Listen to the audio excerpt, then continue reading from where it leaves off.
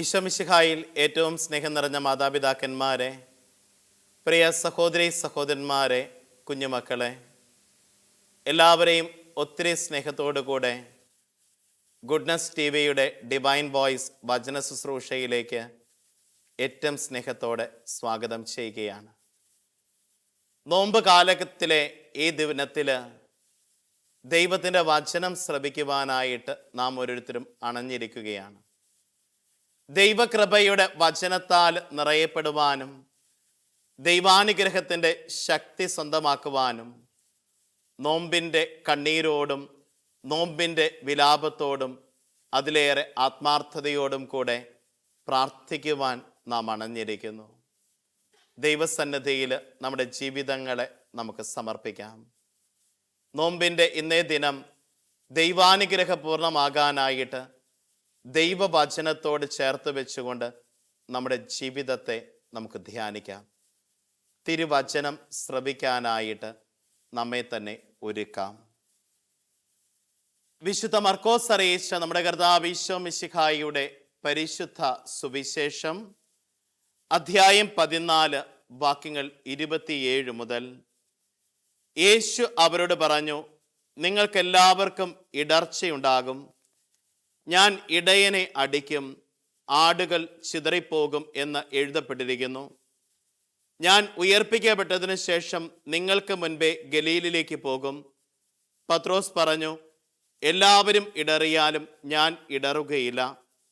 യേശു അവനോട് പറഞ്ഞു, സത്യമായി ഞാൻ നിന്നോട് പറയുന്നു, ഇന്ന് ഈ രാത്രിയിൽ തന്നെ കോഴി 2 പ്രാവശ്യം കൂവുന്നതിന് മുൻപ് നീ എന്നെ 3 പ്രാവശ്യം നിഷേധിച്ച് പറയും. അവൻ തറപ്പിച്ചു പറഞ്ഞു, നിന്നോടുകൂടി മരിക്കേണ്ടി വന്നാലും ഞാൻ നിന്നെ നിഷേധിക്കുകയില്ല. അങ്ങനെ തന്നെ എല്ലാവരും പറഞ്ഞു.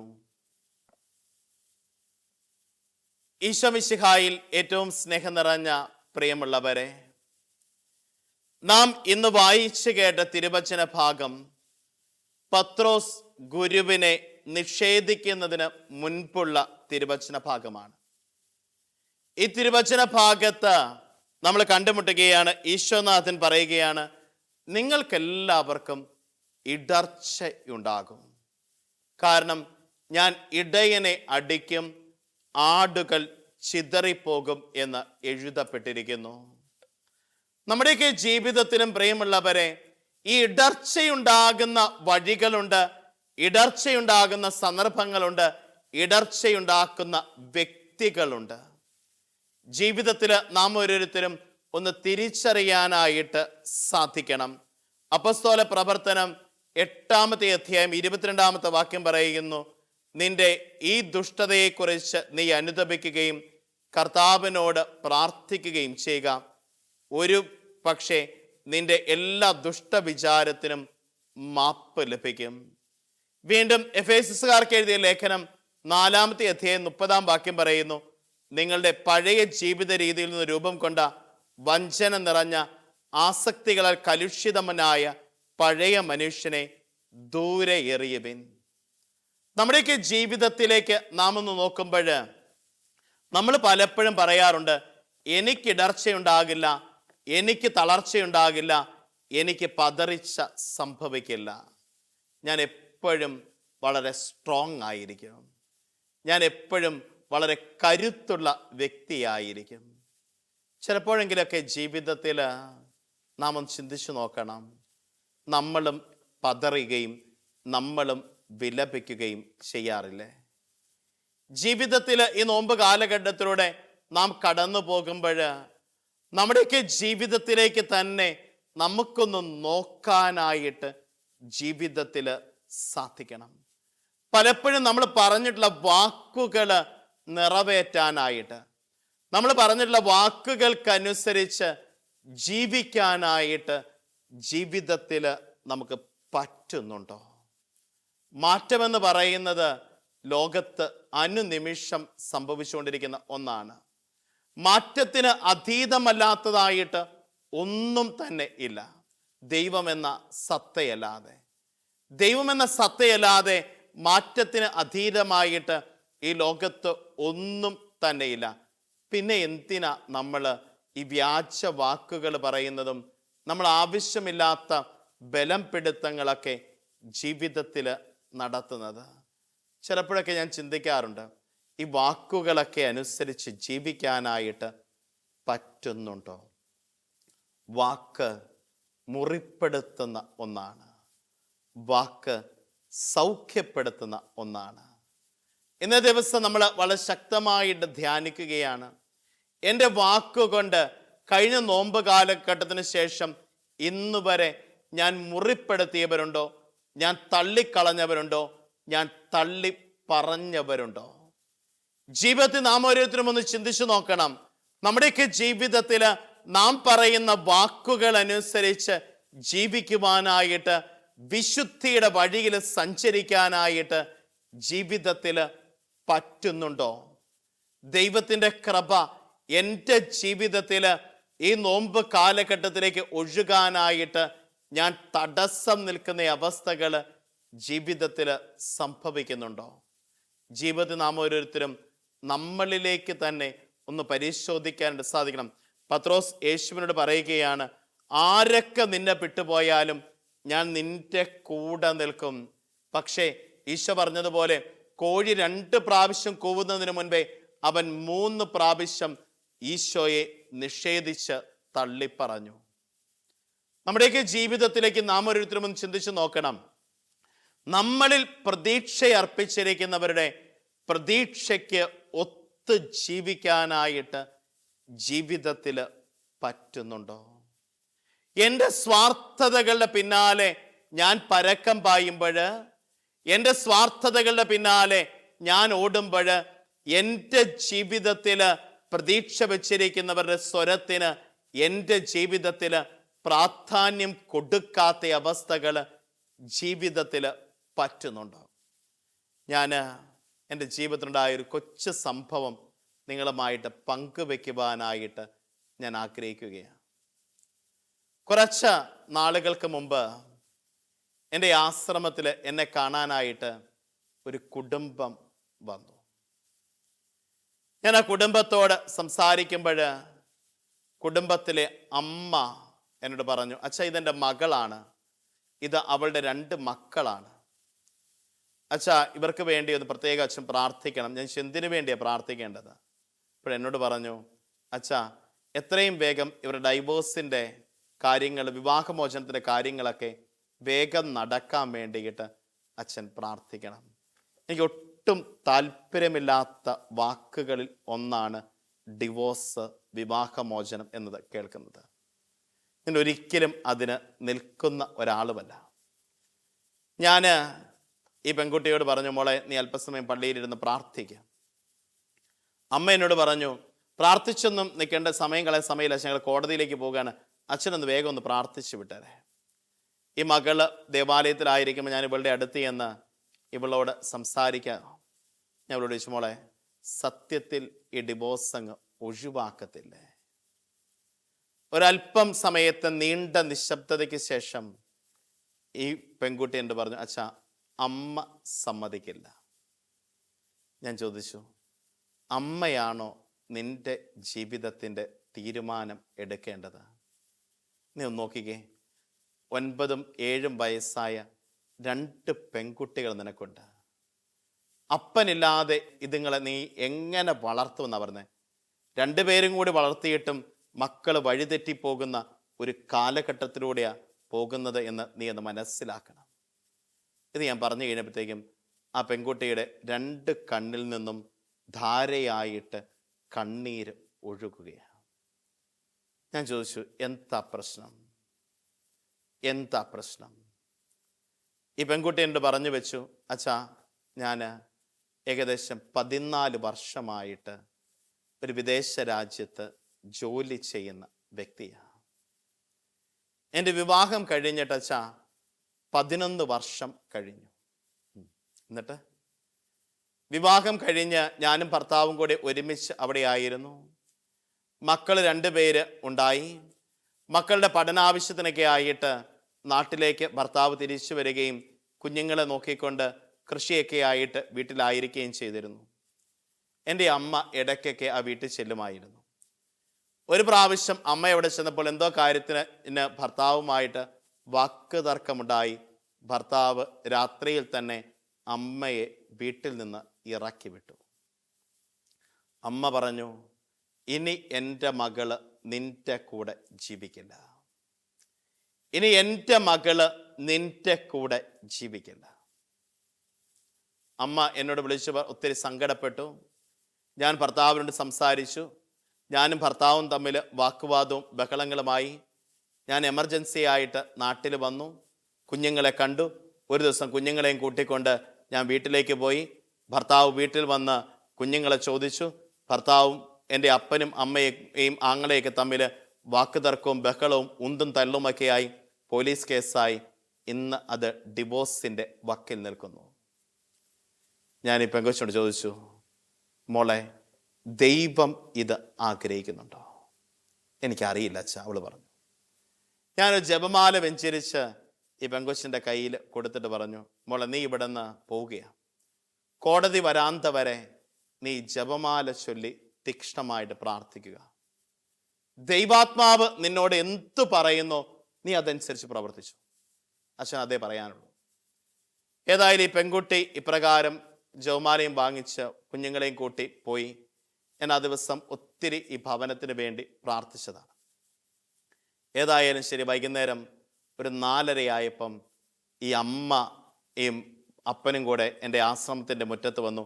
ഞാൻ ആ മുറ്റത്ത് നിൽക്കുകയാണ്. എന്നോട് വണ്ടിയിൽ നിന്ന് ഇറങ്ങിയ വഴി ചോദിച്ചു, അച്ഛൻ എന്ത് കൂടോത്രമാണ് എൻ്റെ മകളുടെ മേൽ പ്രയോഗിച്ചത്? ഞാൻ അല്പം ചിരിയോടുകൂടെ നോക്കിയിട്ട് ഞാൻ പറഞ്ഞു, ഞാൻ അങ്ങനെ ചെയ്യുന്ന ഒരാളല്ല. അച്ഛൻ എന്തോ എൻ്റെ മകളുടെ മേൽ ചെയ്തു. അതുകൊണ്ടല്ലേ അച്ഛാ അവളുടെ ഭർത്താവിൻ്റെ കൂടെ ഒളിച്ചോടിയത് കോടതിയിൽ നിന്ന്? അന്നാണ് എനിക്ക് മനസ്സിലായത് ഭാര്യ ഭർത്താവിൻ്റെ കൂടെ പോകുന്നതിന് ഒളിച്ചോട്ടം എന്നാണ്. അച്ഛാ, ഞങ്ങൾ ഒത്തിരി അവരെ അന്വേഷിച്ചു, കണ്ടുകിട്ടിയില്ല. അവസാനം അവർക്കെതിരെ പോലീസ് സ്റ്റേഷനിൽ മിസ്സിംഗ് കംപ്ലൈൻറ്റും കൊടുത്തിട്ടാണ് ഞാൻ വന്നിരിക്കുന്നത്. എൻ്റെ മകളെ ഇന്ന് തിരിച്ചു കിട്ടിയില്ലെങ്കിൽ അച്ഛനെ ഞാൻ കാണിച്ചു തരാം എന്നോട് പറഞ്ഞു. ഞാൻ പറഞ്ഞു, ഞാൻ എന്ത് ചെയ്തിട്ടാ? ഏതായാലും ശരി, കുറച്ചു നേരം എന്നോട് ബഹളമൊക്കെ ഉണ്ടാക്കിയിട്ട് അപ്പൻ ഈ അമ്മയെ ബലമായിട്ട് വണ്ടിയെ പിടിച്ച് കയറ്റി. ഏതായാലും അവർ പോയി. 2 ദിവസം കഴിഞ്ഞ് ഈ മകളും ഭർത്താവും 2 മക്കളും കൂടി എന്നെ കാണാനായിട്ട് എൻ്റെ ആശ്രമത്തിൽ വന്നു. ഈ ആശ്രമത്തിൽ വന്നപ്പോൾ ഞാൻ ചോദിച്ചു, മോളെ, നീ എന്ത് പണിയാ കാണിച്ചു? അമ്മയോടൊന്ന് പറഞ്ഞിട്ട് പോകണ്ടേ? അല്ല അച്ഛാ, ഞാൻ കോടതി വരാന്തേ നിൽക്കുമ്പോൾ ഈ മനുഷ്യൻ വന്ന് എന്നോട് ചോദിച്ചു, നീ പോരുന്നുണ്ടോടി എന്ന് ചോദിച്ചു. ഞാൻ പറഞ്ഞു, പോരുന്നുണ്ടെന്ന് പറഞ്ഞു. പിന്നെ ആരോടും യാത്ര പറയാനും നിന്നില്ല അച്ഛാ. ഞാൻ ഇദ്ദേഹത്തോടൊപ്പം മക്കളെയും കൂട്ടി വണ്ടിയെ കയറി ഞങ്ങൾ അങ്ങ് പോയി. ഞാൻ ചോദിച്ചു, നിങ്ങൾ എങ്ങോട്ടാ പോയത്? ഞങ്ങൾ ഞങ്ങളുടെ വീട്ടിലേക്ക് അച്ഛാ പോയത്. ഞാൻ പറഞ്ഞു, അമ്മ വന്ന് നിന്റെ വീട്ടിൽ പല പ്രാവശ്യം നോക്കി കണ്ടില്ല എന്നാണല്ലോ പറഞ്ഞത്. അച്ഛാ, അമ്മ വന്നപ്പോൾ ഞങ്ങൾ വണ്ടി അയൽപക്കത്തെ വീടിൻ്റെ മുറ്റത്തിട്ടിട്ട് ഞങ്ങൾ ടെറസിൻ്റെ മുകളിൽ കയറി ഇരിപ്പുണ്ടായിരുന്നു. അമ്മ വരുന്നതും വീടിൻ്റെ ചുറ്റും നോക്കുന്നതൊക്കെ അച്ഛാ ഞങ്ങൾ കണ്ടു. പല പ്രാവശ്യം ബെല്ലടിച്ചു, ഞങ്ങൾ തുറന്നില്ല അച്ഛാ. ഞങ്ങൾ ആ മുകളിൽ തന്നെ ഒളിച്ചിരുന്നു. ഞാൻ അവളോട് ചോദിച്ചു, മോളെ, നീ അമ്മയൊന്ന് കണ്ടിട്ട് പോ. അപ്പോൾ എന്നോട് പറഞ്ഞു, നേരുമംഗലം പാലം കഴിഞ്ഞപ്പോൾ വന്നത് അച്ഛനെ ഒന്ന് കാണാൻ വേണ്ടിയിട്ടാ. ഇനി ഞങ്ങൾ ഇങ്ങോട്ട് വരണോ വേണ്ടോ ഒന്ന് ആലോചിച്ചിട്ടേ ഉള്ളൂ. ഞാൻ ഏതായാലും ഇവരെ പ്രാർത്ഥിച്ച് പറഞ്ഞു വിട്ടു. ഞാൻ പറഞ്ഞു, കുറച്ച് ദിവസം കഴിയുമ്പോൾ അമ്മയെ അപ്പനെയൊക്കെ വിളിച്ച് സംസാരിക്കണം. പ്രിയമുള്ളവരെ, ഒന്ന് ചിന്തിച്ചു നോക്കിക്കേ. പലപ്പോഴും ഇതുപോലെയുള്ള പിടിവാശികള്, ഇതുപോലെയുള്ള ദുർവാശികള്, ഇതുപോലെയുള്ള തിന്മയുടെ ദുർശക്തികൾക്ക് അടിമപ്പെട്ടു പോകുന്നതല്ലേ പലപ്പോഴും ജീവിതത്തിൻ്റെ സമാധാനവും സ്വസ്ഥതയും നമ്മൾ നഷ്ടപ്പെടുത്തി കളയുന്നത്.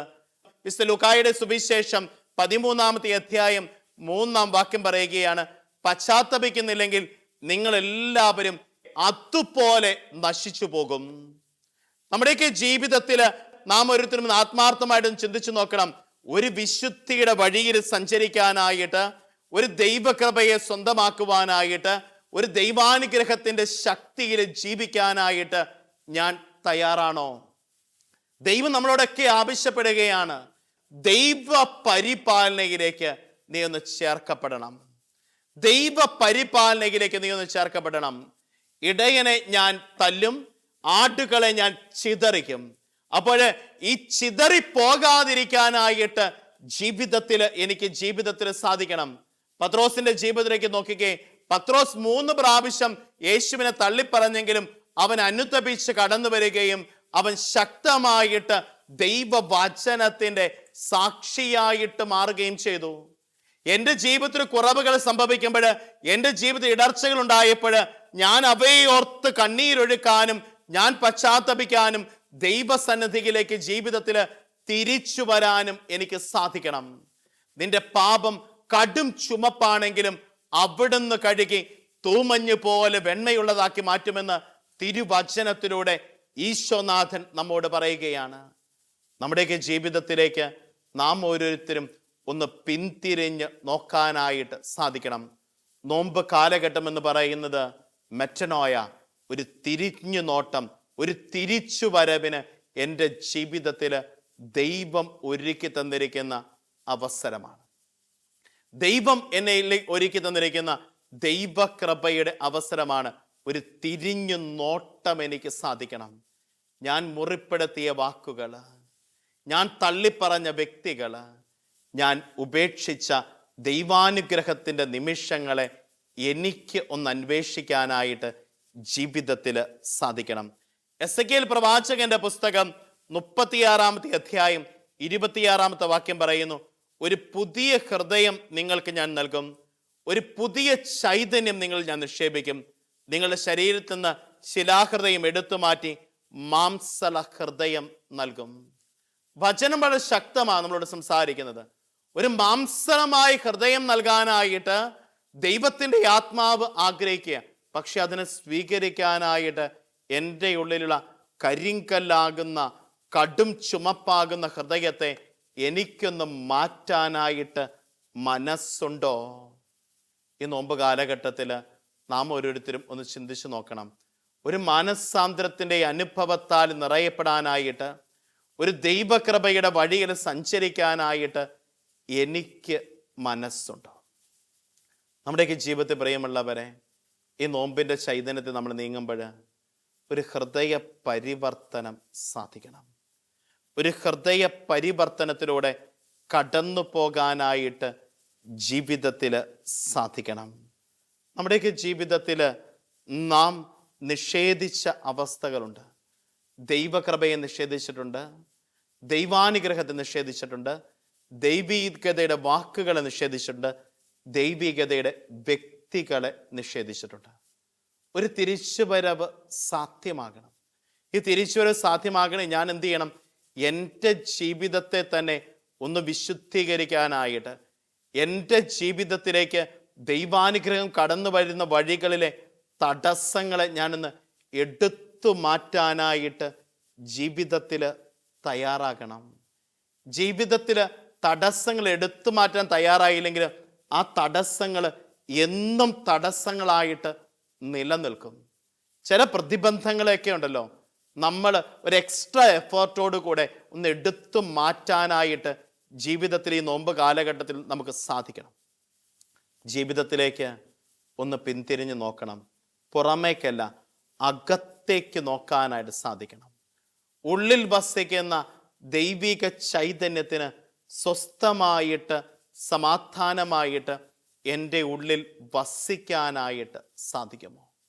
എൻ്റെ ഉള്ളിൽ വസിക്കുന്ന ദൈവാത്മാവിന് സ്വസ്ഥമായിട്ട് സമാധാനമായിട്ട് എൻ്റെ ഹൃദയമാകുന്ന സക്രാരിക്കുള്ളിൽ വസിക്കാനായിട്ട് സാധ്യമാകുമോ എന്ന് ഞാനൊന്ന് പരിശോധിക്കാൻ എൻ്റെ ജീവിതത്തിൽ പറ്റണം. പ്രിയമുള്ളവരെ, നോമ്പിൻ്റെ യഥാർത്ഥ ചൈതന്യം എന്ന് പറയുന്നത് ഒരു ഹൃദയ പരിവർത്തനമാണ്. ഒരു ഹൃദയ വിശുദ്ധിയാൽ നിറയപ്പെടുവാനായിട്ട് സാധിക്കണം. വിശുദ്ധ മത്തായിയുടെ സുവിശേഷം 5-ാമത്തെ അധ്യായം 8-ാം വാക്യം പറയുകയാണ്, ഹൃദയശുദ്ധിയുള്ളവർ ഭാഗ്യവാന്മാർ, അവർ ദൈവത്തെ കാണും. വീണ്ടും വിശുദ്ധ മർക്കോസിന്റെ സുവിശേഷം 1-ാമത്തെ അധ്യായം 15-ാമത്തെ വാക്യം പറയുകയാണ്, സമയം പൂർത്തിയായി, ദൈവരാജ്യം സമീപിച്ചിരിക്കുന്നു, അനുതപിച്ച് സുവിശേഷത്തിൽ വിശ്വസിക്കുവിൻ. അനുതപിച്ച് ഈ സത്വാർത്തയിൽ വിശ്വസിക്കാനായിട്ട് ജീവിതത്തിൽ നമുക്കൊരോരുത്തർക്കും സാധ്യമാകണം. ദൈവം നമ്മുടെ ജീവിതത്തിലേക്ക് കൃപയായിട്ട് കടന്നു വരികയാണ്. ദൈവം നമ്മുടെ ജീവിതത്തിലേക്ക് അനുഗ്രഹമായിട്ട് ഒഴുകിയിറങ്ങുകയാണ്. ഈ ഒഴുകിയിറങ്ങുന്ന ദൈവിക ചൈതന്യത്തെ ജീവിതത്തിൻ്റെ ഭാഗമാക്കാനായിട്ട്, ഈ ഒഴുകിയിറങ്ങുന്ന ദൈവിക കൃപയിൽ നിറയപ്പെട്ട് ജീവിക്കാനായിട്ട് നമുക്കൊരോരുത്തർക്കും സാധ്യമാകണം. ഒരു നിമിഷം കരങ്ങൾ കൂപ്പി കണ്ണുകളടച്ച് നമുക്ക് പ്രാർത്ഥിക്കാം. കാരുണ്യവാനും സ്നേഹനിധിയുമായ നല്ല ദൈവമേ, അങ്ങേ തിരുസന്നിധിയോട് ഈ നിമിഷം എൻ്റെ ജീവിതത്തെ ചേർത്ത് വയ്ക്കുന്നു.